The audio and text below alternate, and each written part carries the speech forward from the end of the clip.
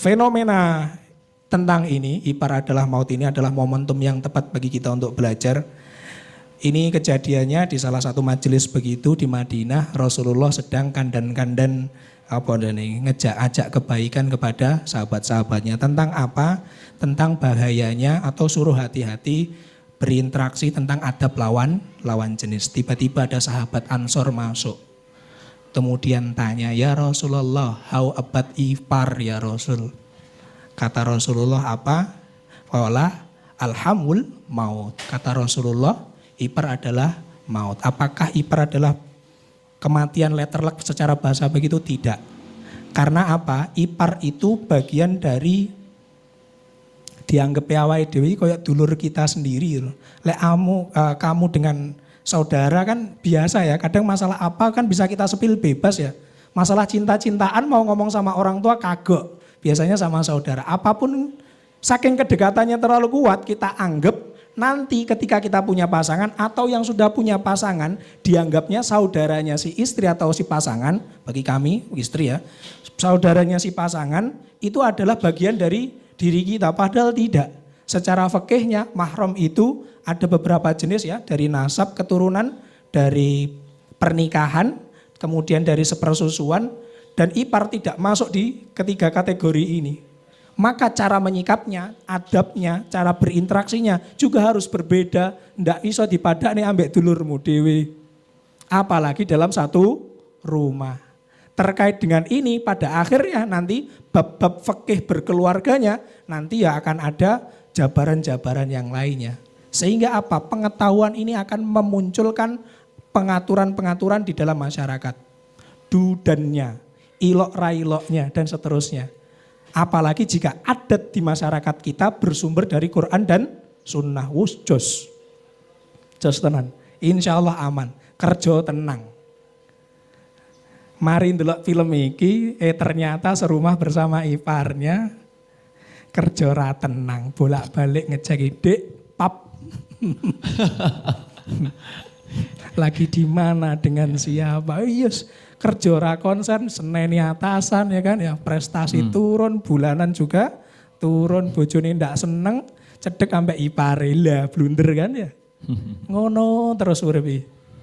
Kenapa demikian? Pada akhirnya ketidakpahaman kita terkait dengan ilmu-ilmu agama, kecuekan kita, sok kuatan kita dengan adat-adat yang baik yang bersumber pada Quran dan Sunnah kita ternyata membawa kecelakaan terhadap diri kita sendiri. Al-maut tadi itu yaitu bahwa ipar adalah salah satu bagian dari keluarga kita yang kita biasanya tidak sangka-sangka itu akan jadi trigger pintu masalah masuk ke dalam keluarga. Maka itu kita harus berhati-hati bahwa hal-hal yang keji itu bisa jadi masuk karena satu, kekurangtahuan kita terhadap ilmu agama. Yang kedua, kita menyepelekan adab. Itu dia ya. Maka ada salah satu hadis Nabi bahwa bahkan jadi sebuah lagu yang masyhur bahwa yang ketiga adalah setan. Janganlah di antara kita, janganlah kamu sekalian berdua-duaan kecuali yang ketiganya adalah setan. Maka dengan siapapun, dengan orang lain ini pun kita harus menjaga itu. Termasuk di sini adalah ipar. Pun juga nanti penyikapannya juga akan ada banyak macamnya. Itu kurang lebih tentang iparnya ya. Terus tentang adab dan ilmunya. Mau ndak mau kita harus belajar tentang itu. Karena dalam sebuah hubungan berdua aja itu ada rulesnya. Apalagi berbanyak orang. Keluarga itu bukan cuma aku dan dia saja. Tapi aku dan keluargaku, kamu dan keluargamu menjadi sebuah kata yang kita sebut dengan kita. Kalau sudah jadi kita, maka adab-adabnya, cara memperlakukannya, kita juga harus punya konsepnya, fikih-fikihnya bersama mereka tuh bagaimana. Sing biasanya disepelekan itu masalah bab menutup aurat. Ketika kita punya saudara, ipar, kakak ipar, apa adik ipar, dianggap itu bagian dulur kita, sehingga kita ya wes, jilbab muncul gitu aja. Padahal nggak boleh ya. Ada beberapa yang kemudian nggak bisa kita tampakkan, terutama masalah ini aja, masalah hijab bene ora apa-apa, bojoku elek ora apa-apa. Itu ndak ngono. Bukan masalah elek ndak elek. Coba kita lihat jenis-jenis perselingkuhan. Rata-rata dapatnya lebih cakep apa lebih B aja? Ah, iya. Iya. Aja ngeremehne wong elek. The power wong elek itu luar biasa itu. Naudzubillah itu langsung kena hujat ini di live pisan. Starting hour. Tapi demikian ya. Bahwa perhatian, peluang masuknya pintu syaitan, yaitu karena kita mengabaikan adab dan ilmu itu tadi. Maka ketika Al-Quran, Sunnah, Rasulullah udah nyontohin, ya udah mutlak ambil itu. Baik-baik, pahit-pahit, ya sudah demikian. Apalagi ketika kita sudah terjadi masalah seperti ini, ya wes, gelem ndak gelem memang harus ada penyelesaiannya. Nanti kita akan ngebahas kalau ada waktu tentang hukuman yang tepat untuknya apa, wis lek teko, tapi koyo ndak deh. Nah, perlu kita tahu ya, ini mungkin spill fakih sidik ya, terkait dengan mahram. Mahram jadi 3 tadi kan, mahram secara nasab. Apa saja? Dari ayah ke atas, ya, dari ayah ke atas. Ini dari nasab dulu, dari hubungan darah. Nasab ayah ke atas itu mbah, buyut dan seterusnya. Anak, cucu dan seterusnya. Saudara kandung kiri kanan ya. Terus kemudian saudaranya ibu, saudaranya bapak, paklik, bulik, buade, bude dari ibu, dari bapak itu masih mahram kita. Dibonceng sama mereka masih is okay. Mungkin nampakin apalah kalau terpaksa orang jilbaban, orang ini enggak apa-apa. Masih ada rukhsah kayak keringanan-keringanan.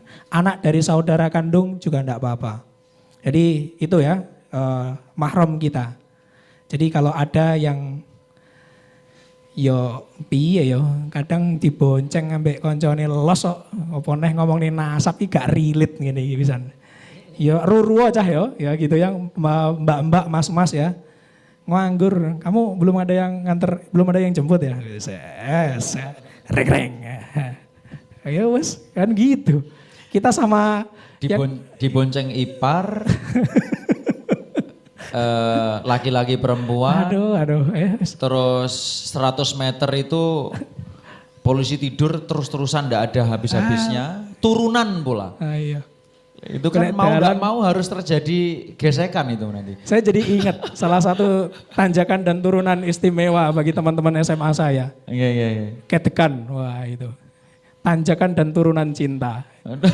Ngeterne mulai diliwat nih kono. Aku ngerti utakmu bro. Ya mahram dari dari pernikahan. Ya jelas mertua ke menantu itu ada keringanan untuk itu. Terus kemudian anak gawan ya, anak tiri. Itu juga masih mahram kita. Kemudian saudara sepersusuan. Bab ini sudah jarang tapi sekarang jadi relate lagi. Karena munculnya fenomena donor susu, donor ASI itu. Kuwi ruwet meneh nggo bab jelentrehane masalah sepersusuan. Tapi next time ya bersama Ustadz Anang barangkali dibredeli tentang itu. Nah, sekarang masuk ke poin yang ini berikutnya. Poinnya ya, poinnya ini. Iya, itu mang nyepil ngarepe tok. Oke. Lalu es kadung piye tat? Oke, siap. Les kadung piye? Les kelaran piye? Oh, itu berat ini. Kemarin Mbak Ani ngasih itu pertanyaannya. Bagaimana kalau sudah terjadi kecewa, terjadi yang menyakitkan? Apalagi dia yang menyakiti adalah bagian dari diri kita. Itu pertanyaan atau curhat itu? Enggak tahu itu. Nah, ini ngasih pilnya begitu. Oh itu luar biasa. Orang yang pernah terluka ketika dia masuk hidup, walaupun dia bernafasnya pun tak lagi sama. Rasanya setiap helaannya ada berat-beratnya itu. Bahkan di waktu-waktu tertentu sesaknya sampai tembus ke belakang dada. Ini bukan cuma rima guys. Ini real pengalaman-pengalaman yang kami temukan ketika ada kelas namanya love therapy. Dan itu tidak bisa sembuh begitu saja. Apalagi jika yang menyakitinya adalah bagian dari keluarga kita. Adikmu dewe, mbakmu dewe. Hampek itu uripe tenan wis. Kalau sudah terjadi bagaimana? Pertama, pastikan kita sadar bahwa ini adalah hidup. Namanya hidup adalah ada serangkaian ujian dan cobaan-cobaannya. Selama kita kemudian bagi ini dua jenis bagi kita yang kemudian jadi korban ya. Les kadung dilarani piye? Disyukuri. Sing penting duduk jenengan sebagai penyebab sakit hati itu atau penyebab masalah itu. Disyukuri, tetap disyukuri. Bagi yang sudah terlalu ya piye syukuri tat luworo dan segala macam, nanti ada lagi. Yang penting bukan jenengan penyebab masalahnya. Nah, bagi penyebab masalah, bagi kita pelakunya bagaimana? Ya disyukuri pula. Disyukuri gimana dan gimana tat kok kemudian masih disyukuri? Karena kita masih dikasih kesempatan untuk hidup. Kalau Allah kasih kesempatan kita masih hidup, berarti dikasih kesempatan untuk memperbaikinya. Mau ndak mau, sebelum nyawa kita diambil, untung ditahu, untung ketahuan, untung jadi aib banyak orang.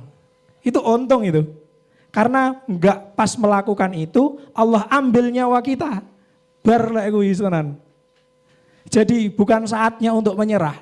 Ketika kita terpergok atau ketahuan berbuat dosa, aib kita diumbar, apalagi sekarang zamannya sosial media, semua di-spill di sana.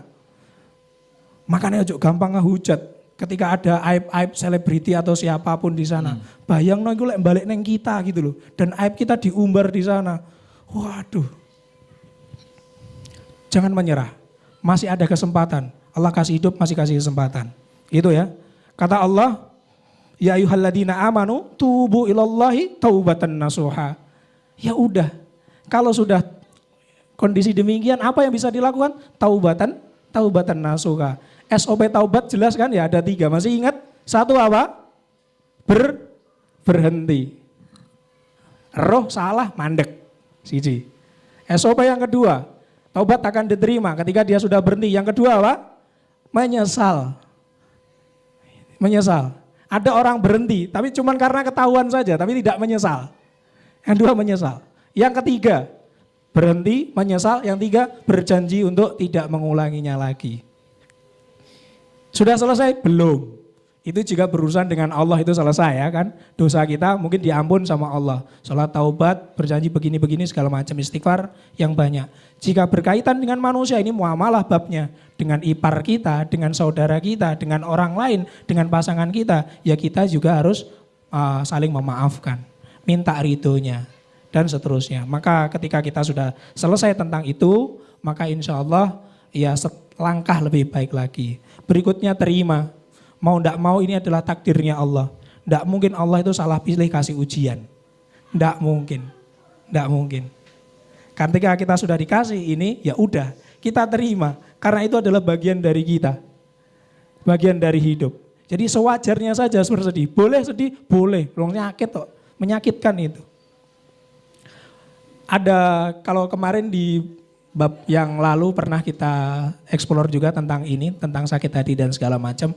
Saya sebut scaling. Berikan skala. Ada 2 cara menyekala. Skala tentang besarnya masalah kita.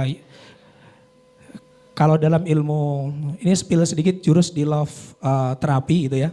Salah satu di antara di program kami namanya love terapi di klinik nikah adalah menyelesaikan masalah trauma terkait dengan cinta dan perasaan ataupun dengan apapun itu yang membuat trauma. Di skala sebesar apa masalah kita. Kamu harus punya bayangan. Lorone ini segede apa gitu loh. Mintakan sama Allah gedenya sakit itu untuk kemudian digantikan dengan hal-hal baik. Ini cara Anda bertawasul atas kesabaran dari peristiwa yang menyakitkan. Minta sama Allah. Ya Allah atas sakit ini sakit banget ya Allah. Sakit banget, gede banget. Sakit ini melebihi kapasitas tubuh saya.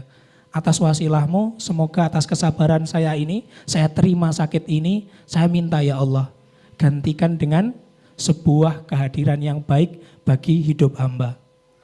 Enek sing jos meneh. Didoakan pasangan atau orang-orang yang menyakiti si saudara, si pasangan dengan doa-doa yang baik. Wih malaikat tenan itu. Malaikat minder melihat itu.